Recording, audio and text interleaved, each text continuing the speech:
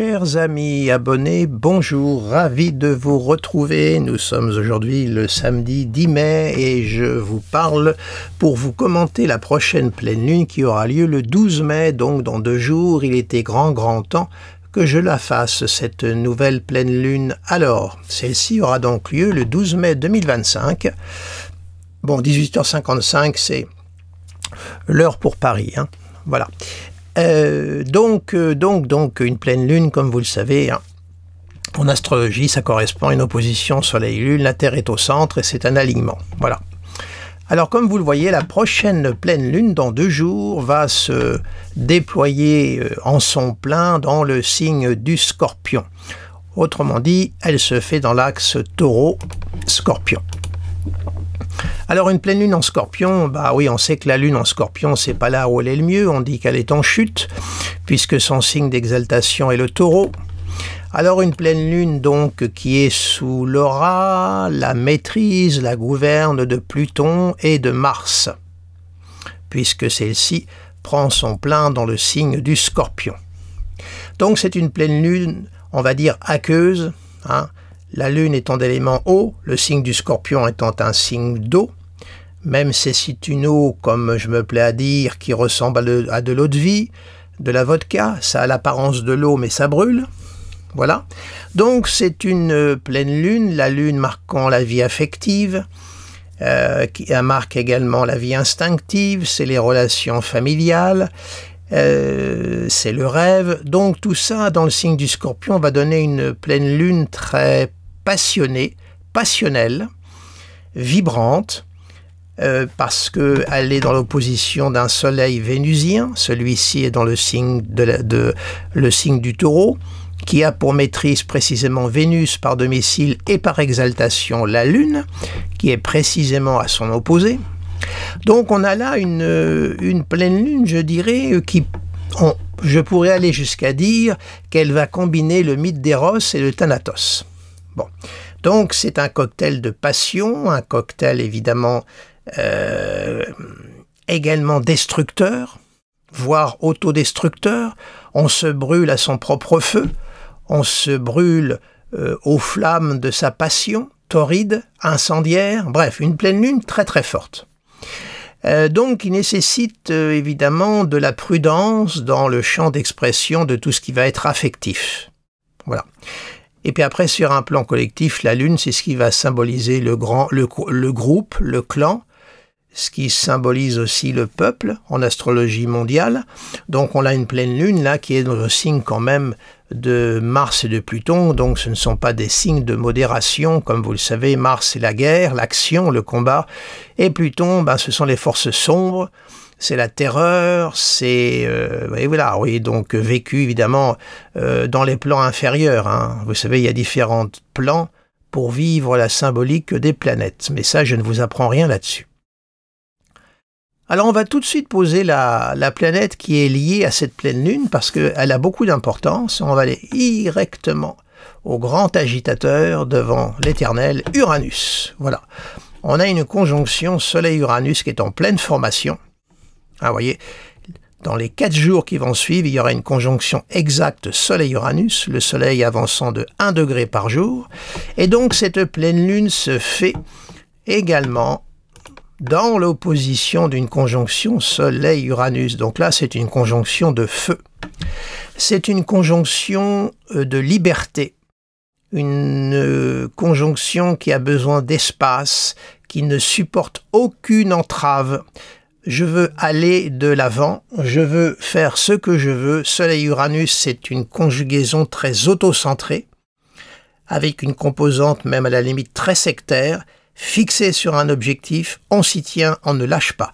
Donc on a une pleine lune plutonienne, martienne, liée à Uranus. Donc c'est plutôt détonnant. Donc ça donne une pleine lune très réactive, très nerveuse, très agitée. Bref, c'est pas la pleine lune de la modération, loin de là, loin de là. Ça a même un climat insurrectionnel, un climat révolutionnaire.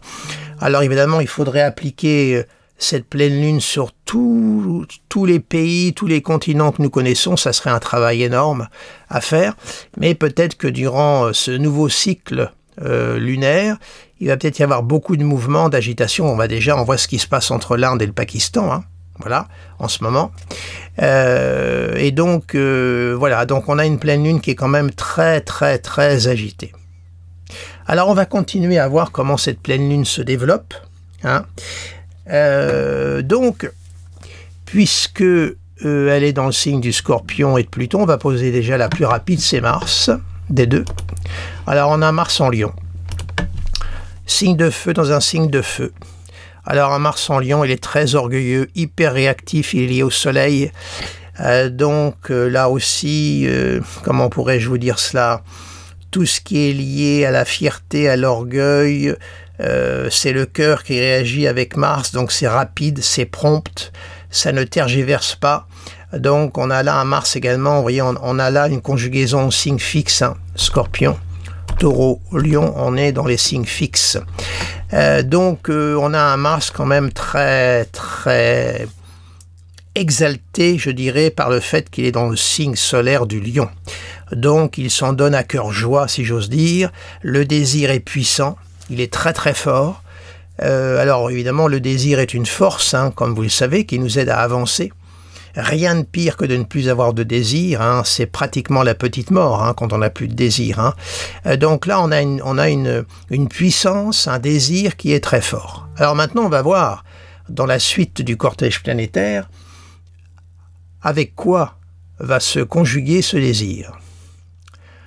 Donc, maintenant, on va positionner Vénus, puisqu'on a une conjonction Soleil-Uranus sous la maîtrise de Vénus, on va voir ce que ça donne. Alors Vénus, elle, qu'est-ce qu'elle fait? Eh bien, elle est dans le signe du Bélier. On a une Vénus qui est également en exil, puisque son domicile c'est la Balance, donc Vénus est en exil. On a les deux planètes, Vénus, Lune, les deux planètes qui régissent la vie affective. La Lune, ce sont les sentiments, la vie familiale, la tendresse, et Vénus, c'est l'amour, c'est le désir, l'érotisme, c'est l'éros, c'est la libido, c'est vraiment le désir. On a une Vénus martienne et on a une Lune martienne, on a une Vénus martienne, on a une Lune plutonienne. Donc là, on voit que les deux planètes donc de la vie affective, de l'amour, sont dans des signes de passion, des signes qui sont loin d'être tièdes. Et cette Vénus du Bélier est au trigone de son gouverneur, Mars. Il y a un trigone Vénus-Mars, donc autant dire que la passion amoureuse va être au rendez-vous. On n'est pas dans l'intériorisation, on n'est pas dans la réserve, c'est tout le contraire. On est dans des élans, on est dans même un désir qui est très fort, très puissant. Alors attention, entre ce désir, on va dire charnel, et puis l'expression de la tendresse et des sentiments. Il ne faudrait pas que ça se heurte, parce que nous avons un sesquicarré Lune, vous voyez, Vénus. Et après, cette Vénus-là est au sesquicarré. En fin de compte, cette Vénus, vous voyez, elle est dans l'ordre du semi-carré et du sesquicarré de cette pleine lune. Vous voyez. Et là, c'est un aspect, il faut s'en méfier, hein, de cet aspect. Moi, j'en tiens compte quand il est complet, ce que j'appelle ça le coup près. Hein. Attention, attention à ne pas se laisser trop emporter par son désir au point d'être un petit peu trop tranchant et sur le plan de l'expression de la tendresse. Voilà. Attention à ce que le désir physique ne l'emporte pas sur le sentiment. Voilà. Et puis en même temps, ça peut être un signe aussi sur le plan familial, ça peut créer des tensions dans les groupes, les clans. Attention, ça peut être un symbole aussi de rivalité. Hein, il y a le Soleil avec Uranus qui s'en mêle. On veut imposer sa singularité. Et puis, il y a de la rivalité, il y a de la jalousie, il y a des choses qui sont un petit peu cachées, dissimulées, parce que le Scorpion est un signe d'intériorisation. Le Taureau, c'est ruminé. Vous voyez, donc attention également à cela. Prudence dans tout cela. Ne nous laissons pas trop emporter. Alors, ensuite, on va continuer. On va positionner Mercure. Eh ben oui, le voyageur, le bavard, Mercure est en Taureau. Bon, il est sous la maîtrise de Vénus également. Il n'entretient pas de relation, il est libre là au moment de cette pleine lune. Donc un Mercure vénusien, très concret le Taureau, hein, comme vous le savez, signe de terre, très concret. Les pieds bien ancrés dans le réel, donc on a un Mercure Taureau, donc sous la maîtrise de Vénus, donc un Mercure pragmatique, hein, qui ne s'embarrasse pas d'abstraction. On est dans un rapport avec la réalité très très fort, très ferme. Bon, donc un Mercure qui est plutôt constructif. Et puis sous la maîtrise de Vénus également, donc il n'est pas dénué de sensualité, de plaisir. Donc il faut également faire jouer ce ressort. Continuons l'exploration de ce ciel, on va positionner Jupiter maintenant, qui lui est toujours en Gémeaux. Et oui, il est là. Bon, bah il forme un quinconce à la Lune, on s'en moque totalement. Il est libre libre de ses faits et gestes, ce cher Zeus, ce cher Jupiter, qui est en exil en Gémeaux, on le sait bien, mais pour l'instant, ça y est, il est tranquille, mais pas si tranquille que ça, vous allez comprendre pourquoi dans quelques instants, tout au moins là, apparemment, il est sous la maîtrise de Mercure, bon... il a peut-être du mal à imposer son autorité, sa grandeur dans le signe très virevoltant des Gémeaux, voilà. Mais bon, pour l'instant, je dirais qu'il n'est pas entravé. Mais ça ne va pas durer. Parce qu'on va positionner Saturne. Et lui, Saturne, il est là. Voilà. Alors, il y a 5 degrés d'orbe avec Jupiter. Le carré existe encore, hein, et puis c'est un carré qui est en formation puisque Jupiter s'avance petit à petit. Donc on a un Jupiter qui va vers le carré de Saturne. C'est ça que je voulais vous dire, c'est-à-dire que c'est un Jupiter qui va encore être entravé dans ses désirs d'expansion et de réalisation. Hein, donc pour l'instant c'est encore le moment pour les Gémeaux, vous voyez, du 3e décan, de donner les bouchées doubles et d'accélérer avant que Saturne vienne encore vous mettre des bâtons dans les roues dans vos désirs et vos ambitions. Voilà. Alors Saturne que j'ai positionné, bah lui il est toute fin Poisson, hein, il va rentrer bientôt en Bélier, hein, et il est au trigone de la Lune, oui, à 6 degrés d'orbe, il est au sextile d'Uranus. Donc on a là l'opposition Lune-Uranus qui trouve sa résolution par Saturne. Les rapports Uranus-Saturne, ce que ces deux planètes ont en commun, c'est le sec. Hein, ce qui peut donner quelquefois un côté très sectaire, très campé sur ses positions, un peu même, et puis en plus comme c'est un Uranus taureau, le taureau est quand même le signe de l'entêtement, donc ça donne, alors en même temps Saturne-Uranus c'est tradition et modernité, hein, tradition pour Saturne, modernité pour Uranus, au sextile de l'une l'autre, relayé à la Lune. Alors Uranus par opposition et Saturne faisant la synthèse, si je puis dire. Donc je dirais que l'opposition Uranus-Lune trouve sa résolution par un Saturne. Donc comment vous dirais-je, cette Lune Uranus qui peut être une Lune très virevoltante, très exubérante, très agitée, et quand même sous un contrôle saturnien. Saturne en Poisson, il est vrai, en proie plutôt aux émotions, mais tout de même il y a ce contrôle saturnien qui existe, donc on peut penser quand même que cette effervescence Lune-Uranus va quand même être à peu près endiguée et contrôlée. Continuons.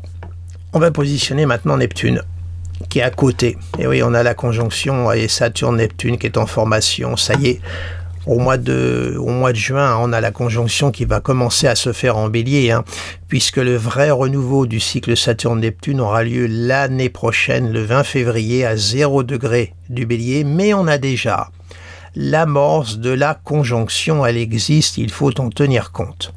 Donc, principe de réalité qui rencontre, je dirais, l'idéalisme, un peu l'utopie. Voilà, il va y avoir une conjugaison des deux, et il n'y a pas plus opposé que Saturne-Neptune.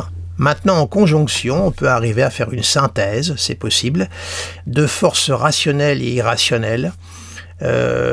Voilà, donc on peut peut-être arriver à construire quelque chose que l'on a en soi, que l'on désire ardemment, Saturne étant le solitaire, Neptune étant le collectif. Vous voyez, donc il va y avoir l'imbrication des deux, il va falloir observer ce que ça donne sur le plan mondial, parce qu'il est évident que cette conjonction-là, de plus dans le signe martien du Bélier, ne va pas être neutre. C'est clair qu'à partir de cette conjonction, il va se passer des événements sur le plan mondial. Comme je dis, Saturne-Neptune, c'est aussi le soulèvement des déshérités, des silencieux, de ceux qu'on ne veut pas entendre. Il faut faire très attention à ce cycle-là, notamment, je le répète, mais maintenant vous le savez, hein, il a régi toute l'histoire de l'Union soviétique et de la Russie. Ce cycle redémarre dans le signe du Bélier, qui est un signe martien. N'oublions pas que M. Vladimir Poutine est natif du signe de la Balance, qui est le signe opposé au Bélier. Bref, donc il va falloir surveiller sur le plan mondial le début de cette conjonction qui ne va pas être neutre, je vous prie de le croire. Alors ensuite, sur le plan individuel, bien évidemment, il faudra voir où ça se superpose dans les thèmes de chacun, hein, comme je dis souvent. Mais on a là la conjonction Saturne-Neptune, donc la fin de certaines illusions et une remise progressive au pas. Attention. Maintenant, on va positionner le dernier, Pluton, lui qui est en Verseau. Voilà. Il est ici. Voilà. Alors, il entretient un carré avec Mercure et un sextile avec Neptune. Et quant avec Vénus, il est un petit peu large quand même. Il est à 5 degrés, vous voyez là. 8 degrés pour Vénus, 5 degrés, là, en plus il est rétrograde. Le sextile à Vénus, je le compte pas, il est quand même un petit peu large, je trouve, surtout qu'il est séparant, complètement. Par contre, à Neptune, il y est. Bon, mais alors le sextile Neptune-Pluton est un cycle très lent, donc, cela étant dit, ce cycle-là empêche le monde de basculer dans la folie et la guerre. Voilà, ce sextile quand même maintient des forces de rassemblement pacifique par rapport à un danger imminent. On reparle encore de la menace nucléaire entre l'Inde et le Pakistan, on est encore dans l'opposition Mars-Pluton, mais qui est en train de se défaire. Ça y est, hein. Mars avance, on en sort. Mais donc ce sextile maintient quand même cet équilibre mondial d'une façon très fragile, s'il en est, mais il est quand même là. Puis Saturne, petit à petit, va se joindre à Neptune. C'est plutôt une force d'équilibre, tout ça. Alors maintenant, si on voit l'intégralité du ciel de cette pleine lune Scorpion, qui est là, ah voilà le ciel que nous avons. Alors maintenant, alors évidemment, cette pleine lune, j'ai oublié de vous dire, touche les natifs du 3e décan du Scorpion, du Taureau, du Lion et du Verseau, joue par sextile avec les natifs 3e décan Capricorne et également Vierge. Voilà. Et puis par trigone aux natifs dernier décan Poisson, dernier décan Cancer, ça joue par harmonique. Voilà. Alors ensuite, plaquez cette figure sur votre thème natal, surveillez l'endroit où se fait le cycle Saturne-Neptune quand même, hein. Si ça se fait sur un angle de votre thème ou sur une planète rapide, il va falloir en tenir compte. Ce sont deux planètes qui vont réveiller la planète. Vous savez, les planètes qui transitent réveillent les planètes transitées. Si c'est sur un angle de votre thème, ça va être très important. Surveillez bien ce transit. Et puis cette pleine lune, regardez où elle se fait également, puisque ça va être la maison dans laquelle la pleine lune va se réaliser. Ça va être la maison qui va être particulièrement concernée durant tout le cycle de lunaison. Parce qu'après, nous irons vers une nouvelle lune, qui se fera vraisemblablement au début, dans les premiers degrés, dans le quart premier décan du signe des Gémeaux, vraisemblablement. Voilà. Donc voilà un petit peu le petit cafouillage que je voulais vous faire pour cette pleine lune. Une pleine lune plutôt, je dirais, agitée. Alors, dans quelle source puiser pour arriver à la vivre au mieux? Écoutez, bon... Il y a quand même cette Vénus qui est quand même belle, même si elle est en bélier, mais c'est pas grave ça. C'est la passion. Alors allez aussi vers ce qui vous passionne aussi, c'est pas forcément que la passion amoureuse, hein. Vénus c'est l'échelle des valeurs, c'est tout ce qui est lié à la beauté, à l'esthétisme. Faut pas confondre l'esthétique et la beauté, hein. Donc allez aussi vers tout ce qui vous passionne, vers tout ce qui vous galvanise, vous émeut, vous porte également. C'est important en des temps aussi troublés. On a quand même un soleil vénusien, puisqu'il est dans le signe du Taureau. Donc allez vers ça, allez vers vos passions, et puis nourrissez-vous de vos passions. C'est le conseil que je vous donne, et c'est le meilleur moyen de vivre pleinement cette pleine lune très, quand même, pleine lune qui est martienne et plutonienne, hein, il faut bien le dire. Avec également Uranus. Bon. Donc, Cette conjonction Soleil-Uranus qui va être exacte dans 4 jours, hein, est très importante parce que Soleil-Uranus est une configuration de dégagement, c'est-à-dire qu'on veut faire avancer les choses avec ça. Donc c'est important cette conjonction Soleil-Uranus. Normalement, ça doit marquer des caps d'évolution par rapport à des difficultés et des problèmes. Voilà, on en a marre. On va plutôt vers le futur et on tourne le dos au passé. Vous voyez? Donc, et comme il y a un sextile Saturne-Uranus, on peut arriver à conjuguer les deux. Voilà. Voilà ce que je voulais vous dire pour finir cette petite note de pleine lune. Eh bien écoutez, je vous remercie de votre attention, de votre fidélité. Les nouveaux venus, n'hésitez pas à vous abonner à ma chaîne, également à mon site internet. Si cette vidéo vous a plu, partagez-la. Mettez-moi un petit pouce parce que ça a la référence, c'est la seule chose que je vous demande. Et puis, je vous souhaite un excellent week-end et je vous dis à très bientôt. Au revoir.